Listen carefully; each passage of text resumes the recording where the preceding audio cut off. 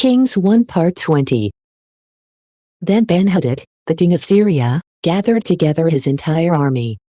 And there were 32 kings with him, with horses and chariots. And ascending, he fought against Samaria, and he besieged it. And sending messengers into the city, to Ahab, the king of Israel, he said, "Thus says Ben-Hadad, your silver and your gold is mine. And your wives and your best sons are mine." And the king of Israel responded, "In agreement with your word, my lord the king, I am yours, with all that is mine." And the messengers, returning, said, "Thus says Ben-Hadad, who sent us to you, your silver and your gold, and your wives and your sons, you shall give to me. Therefore, tomorrow, at this same hour, I will send my servants to you, and they will search your house and the houses of your servants. And all that pleases them, they will put in their hands and take away." Then the king of Israel called all the elders of the land, and he said, "Let your souls take heed, and see that he commits treachery against us.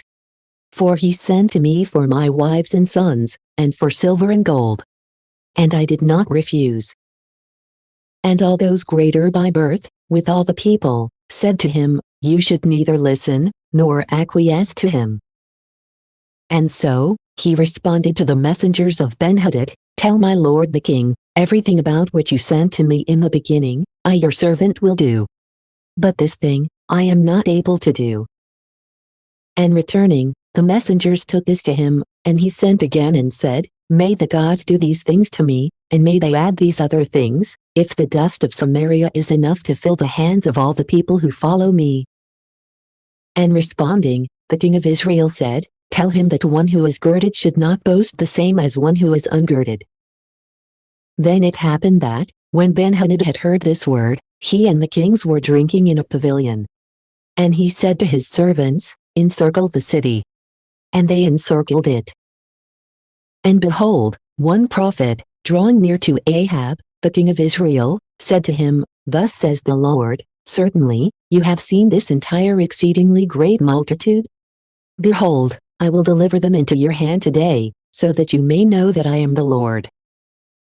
And Ahab said, "By whom?" And he said to him, "Thus says the Lord, by the footmen of the leaders of the provinces." And he said, "Who should begin to do battle?" And he said, "You should." Therefore, he took account of the servants of the leaders of the provinces.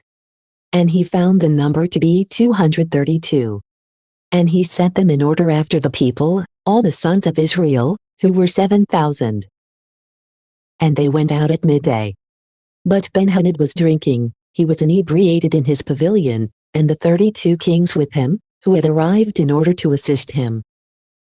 Then the servants of the leaders of the provinces went out to the first place, at the front.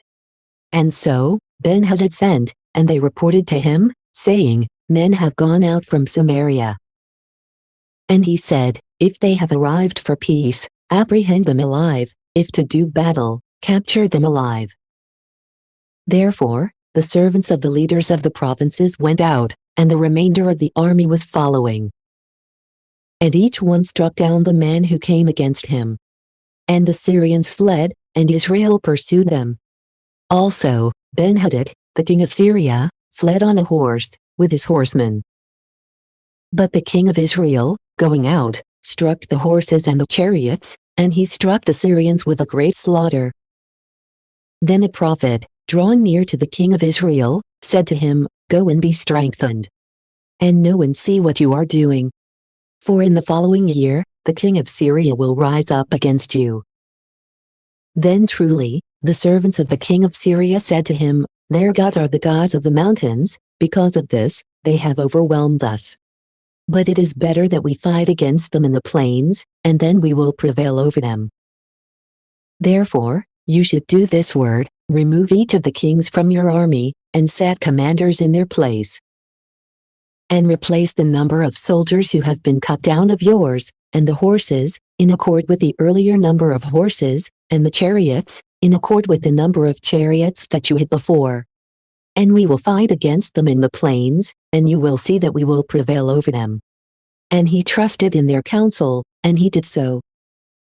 Therefore, After the passing of the year, Ben-Hadad took account of the Syrians, and he ascended to Aphek, so that he might fight against Israel. Then the sons of Israel were numbered, and taking provisions, they set out to the opposite side. And they stretched out the camp facing them, like two little flocks of goats. But the Syrians filled the land.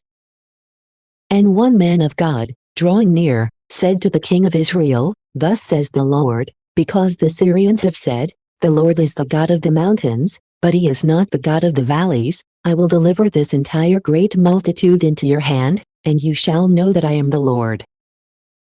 And for 7 days, both sides arranged each of their battle lines.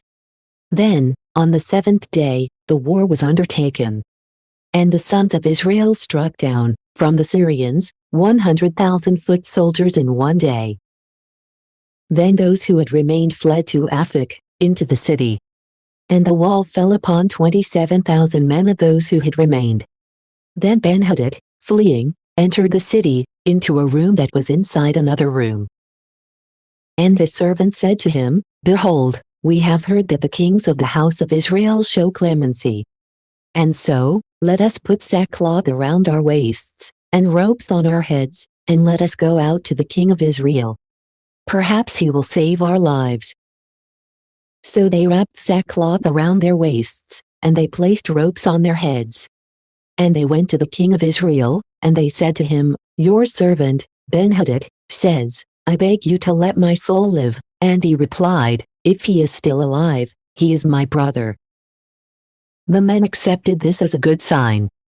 And hastily, they took up the word from his mouth, and they said, "Ben-Hadad is your brother." And he said to them, "Go, and bring him to me." Therefore, Ben-Hadad went out to him, and he lifted him onto his chariot. And he said to him, "The cities that my father took from your father, I will return. And you may make streets for yourself in Damascus, just as my father made in Samaria. And after we have made a pact, I will withdraw from you." Therefore, he formed a pact with him, and he released him. Then a certain man from the sons of the prophet said to his associate, "By the word of the Lord, strike me." But he was not willing to strike. And he said to him, "Because you are not willing to hear the voice of the Lord, behold, you will depart from me, and a lion will slay you." And when he had departed a short distance from him, a lion found him, and slew him. But upon finding another man, he said to him, "Strike me." And he struck him, and wounded him. Then the prophet departed. And he met the king along the way, and he changed his appearance by sprinkling dust around his mouth and eyes. And when the king had passed by, he cried out to the king, and he said, "Your servant went out to do battle in close quarters. And when one man had fled, a certain person brought him to me, and he said, 'Guard this man. For if he slips away, your life will take the place of his life, or you will weigh out 1 talent of silver.' And while I was distracted, turning one way and another, suddenly, he was not to be seen. And the king of Israel said to him, 'This is your judgment, that which you yourself have decreed.'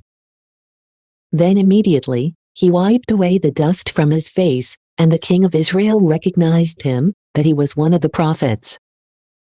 And he said to him, 'Thus says the Lord, because you have released from your hand a man worthy of death, your life will take the place of his life, and your people will take the place of his people.'